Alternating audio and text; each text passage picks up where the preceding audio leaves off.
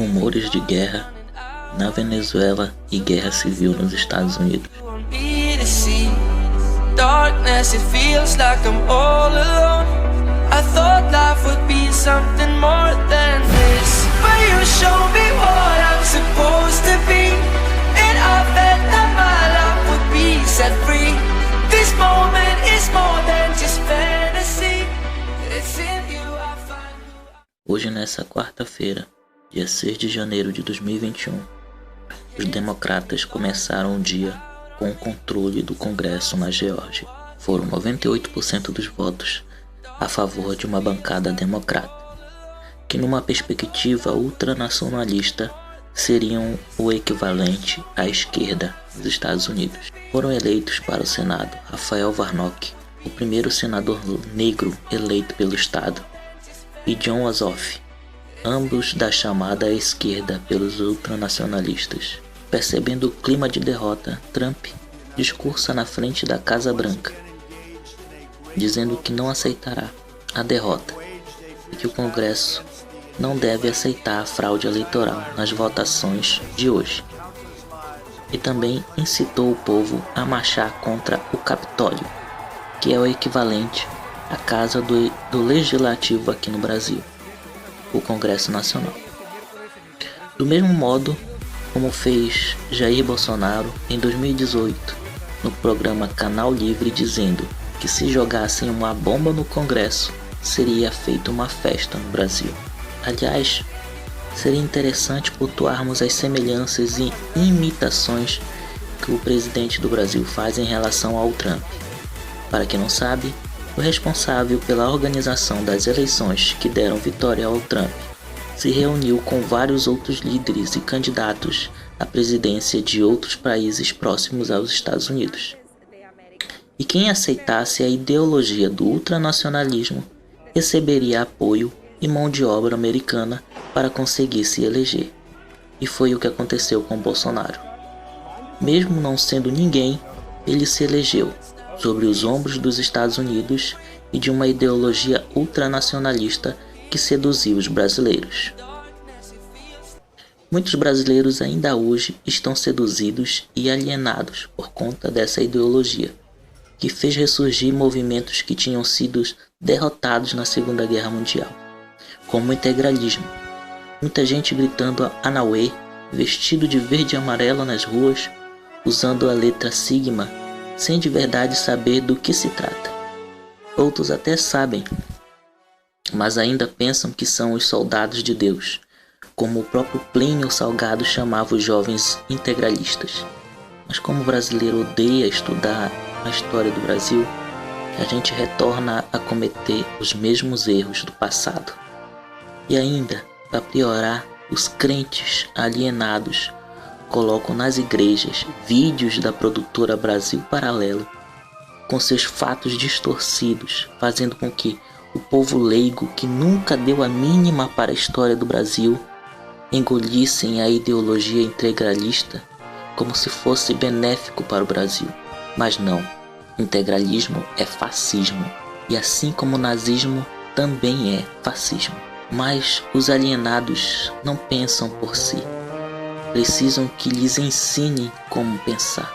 Por isso, os filmes do Brasil Paralelo fez sucesso nas igrejas. Muitos sempre tiveram preguiça de estudar história e hoje são analfabetizados através desses vídeos e manipulados politicamente por essa corja de corruptos que comeram os enlatados dos gringos, querendo repetir os mesmos erros deles aqui no Brasil. Depois do discurso de Trump, uma manifestação foi em direção ao Congresso, já com a intenção não de ser uma manifestação pacífica, mas de invadir, como numa guerra civil, o Capitólio. E foi o que fizeram. O vice-presidente Mike Pence, que também é o presidente no Congresso, assim como Rodrigo Maia, aqui no Brasil, respondeu a Trump dizendo que seja qual for a decisão aceita no Capitólio, seria essa a decisão. Isso significa que Pence abandonava ali o Trump. Isso irritou ainda mais seus apoiadores, que queriam matar Pence. Conforme as votações iam tendo um andamento durante o dia de hoje, já estava quase que decidido que Biden realmente é o presidente dos Estados Unidos. Isso fazia com que os alienados de Trump, os fascistas de Trump, resolvessem entrar no Capitólio e agredir todos que estavam ali, levando em consideração que grande parte das pessoas que votaram hoje para eles eram os esquerdistas, segundo eles que são fascistas. Como o Pence diz que não vai aceitar mudar o resultado das eleições, o povo invade mais fundo o interior da casa. Então, para conter a guerra civil, Biden pede para Trump falar para seus apoiadores e adoradores que se retirem do Capitólio. Então Trump volta à TV americana e pede que o povo, os seus adoradores, recuem e saiam das dependências do Congresso.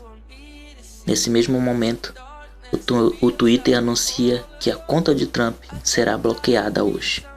Então, agora à noite, a sessão para certificar a vitória de Biden nas eleições é retomada. E um toque de recolher é imposto na Washington DC. Mas mesmo assim, os manifestantes dizem que não sairão das ruas da cidade. Aí lhes pergunto, será que os crentes alienados e os adoradores do Bolsonaro vão querer fazer o mesmo ano que vem, nas próximas eleições? Será que eles vão querer cometer os mesmos erros? Enquanto isso, na fronteira com a Venezuela, Pacaraima e Roraima, tem militares do Brasil. E na Colômbia, tem 3 países na fronteira da Venezuela, prontos para invadir e destituir Nicolás Maduro do poder.